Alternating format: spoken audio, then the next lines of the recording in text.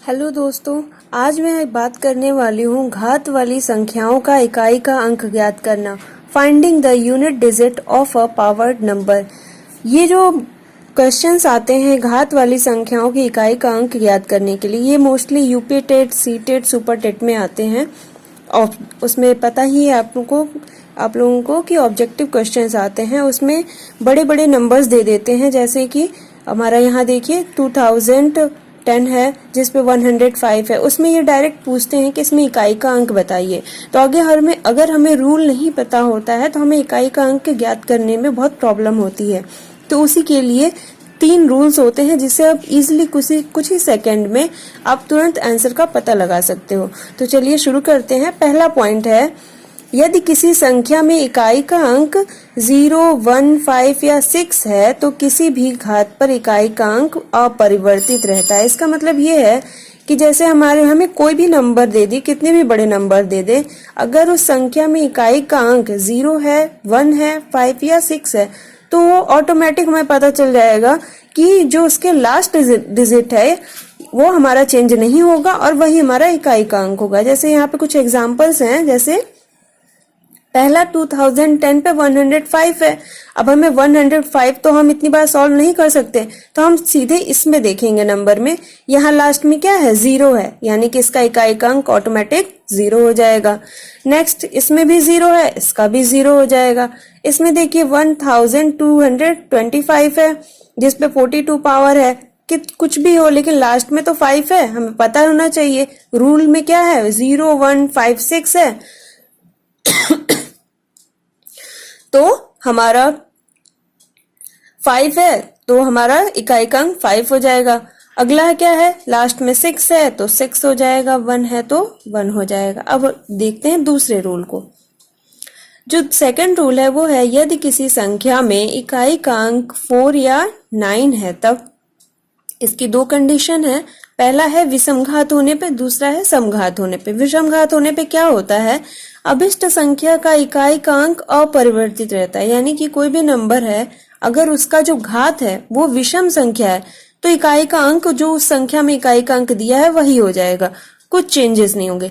लेकिन अगर समघात है तो अभिष्ट संख्या में इकाई का अंक या तो 6 होगा या तो 1 होगा। चलिए कुछ एग्जाम्पल देखते हैं।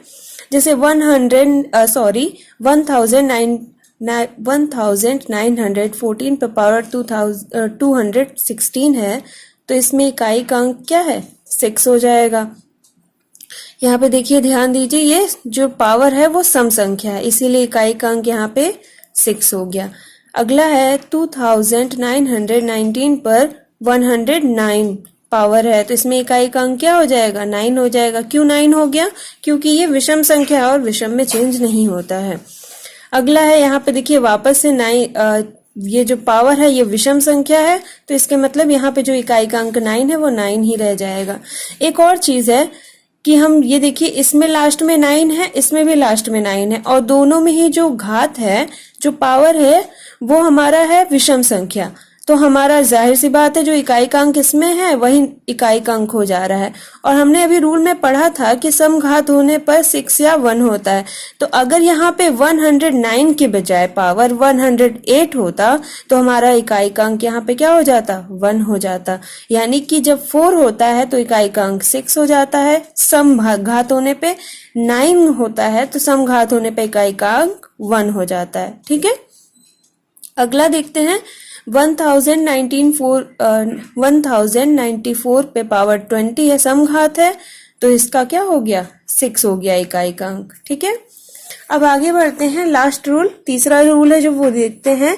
यदि किसी संख्या में इकाई का अंक 2, 3, 7 या 8 है तो घात को 4 से भाग करो। यानी कि कोई भी नंबर दिया है उसका इकाई का अंक अगर 2, 3, 7 या 8 है तो हम घात को 4 से भाग करेंगे। उसके बाद भाग करने पे जो शेषफल आएगा वो शेषफल 1, 2, 3 या 4 होगा। उसके में अगर शून्य आ गया तो शून्य को नहीं लेंगे, 1, 2, 3, 4 को लेंगे और फिर इकाई का अंक जो मेन संख्या दी हुई है हल करने के लिए उसमें जो इकाई का अंक है उसको ये जो शेषफल आएगा उतनी बार मल्टीप्लाई कर लेंगे और मल्टीप्लाई करने के बाद जो आंसर आएगा उसमें आंसर का जो इकाई का अंक होगा वही मेन संख्या का भी इकाई का अंक होगा। इसका मतलब आंसर होगा। चलिए एग्जाम्पल से देखते हैं। यहाँ पे एग्जाम्पल में 2153 पर पावर कितना है 167 है, में इकाई का अंक पूछा है, तो इसको सॉल्व करेंगे। तो जाहिर सी बात है हमें किसका काम है, लास्ट में इकाई के अंक का ही काम है, तो हमने इसको अलग कर लिया और 3 पर पावर 167 ले लिया। इसके बाद हमें घात को 4 से भाग देना है, तो इसको हमने 4 से भाग किया। 4 से भाग करने के बाद शेषफल आया 3, तो 3 आया शेषफल, और यहाँ इकाई का अंक ये जो था 3 था, तो 3 पे पावर हमने 3 कर दिया शेषफल। अब 3 को 3 बार मल्टीप्लाई करेंगे, आ गया 27। 27 में 7 इकाई का अंक है, तो हमारा इकाई का अंक आ गया 7, और यही हमारा आंसर होगा। Thank you.